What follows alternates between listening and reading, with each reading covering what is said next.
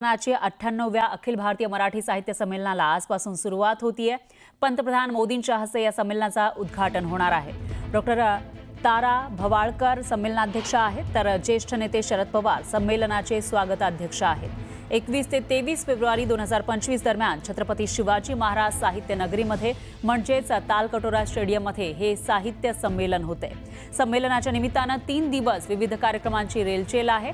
यामध्ये कविता, पुस्तक प्रकाशन, चर्चा, परिसंवाद, मुलाखती असे एकाहून एक कार्यक्रम होणार आहे। यंदाच्या साहित्य संमेलनाचे आणखी एक वैशिष्ट्य म्हणजे ग्रंथ दिंडीची सुरुवात देशाच्या संसदेतील छत्रपती शिवाजी महाराज, राजर्षी शाहू महाराज, महात्मा ज्योतिबा फुले आणि डॉक्टर बाबासाहेब आंबेडकर यांच्या पुतळ्याला माल्यार्पण करून होणार आहे। लोकशाहीच्या मंदिरातून साहित्याच्या मंदिराकडे असा हा प्रवास ही ग्रंथ दिंडी करणार आहे। तर सकाळी ग्रंथ दिंडी काढली जातीये, ध्वजारोहण सुद्धा होईल आणि साहित्य महामंडळाच्या अध्यक्षा प्राध्यापक उषा तांबे यांच्या हस्ते ग्रंथ दिंडीला प्रारंभ होणार आहे।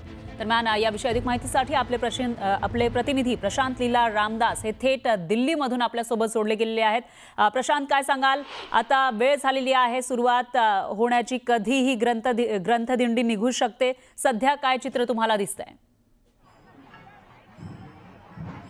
ग्रंथदिंडी प्रारंभ झाली आहे।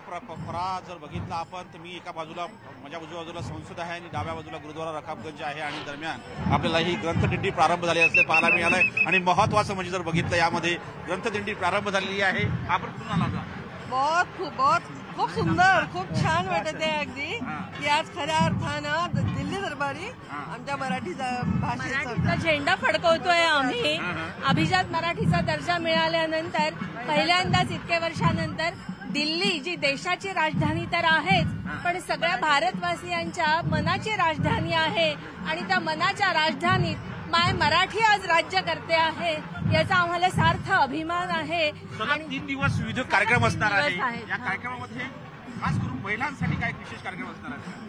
महिलांसाठी आज तरी मला असं वाटतं की विशेष कार्यक्रम दिसत नाही, परंतु एक महिला अध्यक्ष या ठिकाणी आहेत आणि आज अभिजात दर्जेला मराठी भाषेला अभिजात दर्जा मिळत असताना एक महिला त्याचं प्रतिनिधित्व करते, हे खूप मोठं आहे आमच्यासाठी आणि अभिमानाचं आहे। महिला अध्यक्ष महामंडळाच्या आणि त्या संमेलनाच्या सुद्धा यानंतर बघितलं तर सावित्रीचं रूप घेऊन देखील काही महिला इथे आलेल्या आहेत। आपल्याला जर पाहायला मिळालं तर सावित्रीचं रूप घेऊन, हातामध्ये पाटी घेऊन आपण कुठून आलेला आहात? मी साताऱ्यावरून आलेली आहे। माता सावित्रीच्या नायगावातनं मी आलेली आहे। आमच्या जिल्ह्यात सावित्रीबाईंचा जन्म झाला आणि त्यांचं कर्तृत्व मात्र संपूर्ण देशाच्या बाहेर सुद्धा आज जात आहे। आज दिल्लीमध्ये माझी मुलगी घेऊन आले मी सोबत, जिनं कर्तृत्व स्वतः लिहिलंय, ते सांगेल गायन तुम्हाला। आमचं समाज प्रबोधन आहे।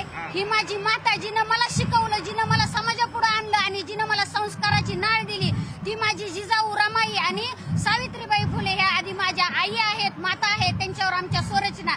माय जिजाऊ आमुची आम्ही ती जागले की, माय रमाई आमुची आम्ही ती जागले की, आम्ही ती जागले की, माय सावित्री आमुची आम्ही ती जागले की, जेलीला उनवारा दगड गोटे आणि शेण, जेलीला उनवारा दगड गोटे आणि शेण, तेव्हा कुठे आले आमुच्या हाती वही आणि पेन, तेव्हा कुठे आले आमुच्या हाती वही आणि पेन। तुम्ही किती संस्कृती शिका, शिक्षण घ्या, उच्च पदावर जा, पण माता सावित्रीला विसरू नका। सावित्रीचे उपकार विसरता येणार नाही, अशा प्रकारचा माहोल आहे। जर माहोल बघितला आपण तर आता लेझिम नृत्य सुरू झालेलं आहे। एकीकडे ग्रंथदिंडीच्या याच्यात जर बघितलं तर लेझिम महाराष्ट्राची लोककला, महाराष्ट्राचं लोककला दर्शन, संस्कृतीचं दर्शन दाखवण्याचा प्रयत्न आहे। मागे चित्ररथ आहे। अशा प्रकारचा संपूर्ण माहोल जो आहे तो मराठीमय झालाय। राजधानी दिल्ली या निमित्ताने मराठी अभिजात दर्जा मिळाल्यानंतर एक प्रकारे आनंद उत्सवामध्ये आहे आणि या आनंद उत्सवाच्या निमित्ताने जे साहित्य संमेलन होत आहे त्या साहित्य संमेलनामध्ये सुरुवात झालेली आहे ग्रंथदिंडीला।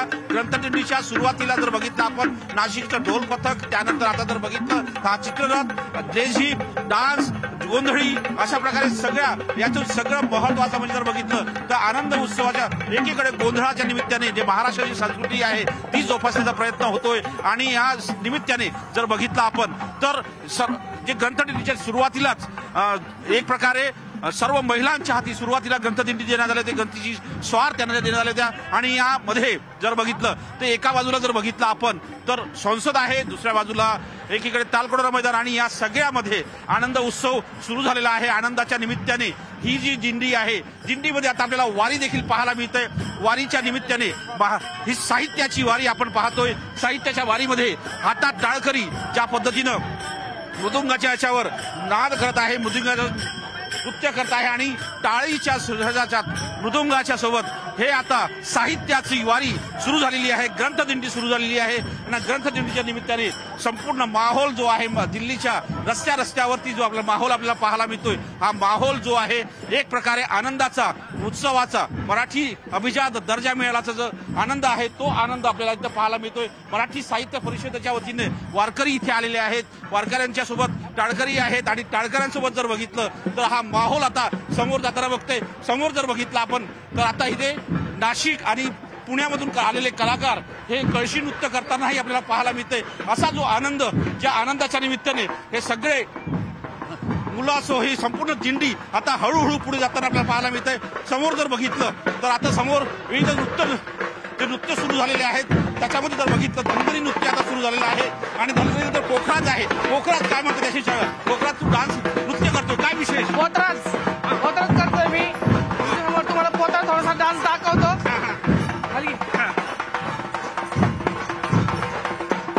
हा डान्स हे नृत्य आहे पोखराजाचं. तू कुठून आलेला आहे? मी पुण्यावरून आलोय.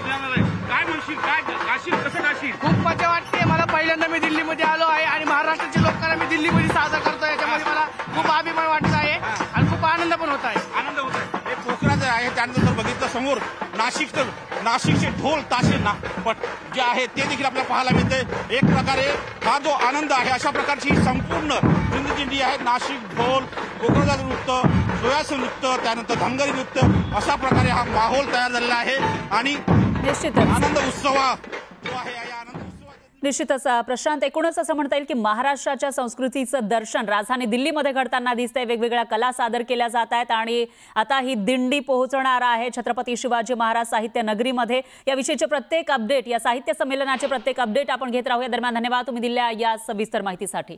यानंतर बुलेटिन